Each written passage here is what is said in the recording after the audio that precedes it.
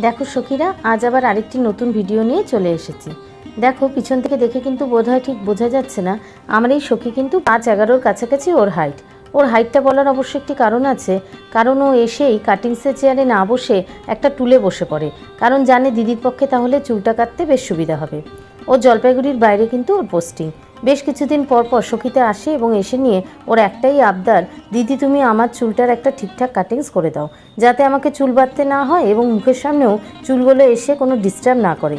প্রতিবারই আমি ওকে বলি তুমি কি কাটিংস করবে, আর প্রতিবারই ওর একটাই কথা, তোমার উপর ছেড়ে দিয়েছি দিদি, তুমি যেটা মনে করবে সেটাই করে দাও, তাতেই আমি খুশি, কারণ আমি চোখ বন্ধ করে তোমায় ট্রাস্ট করি।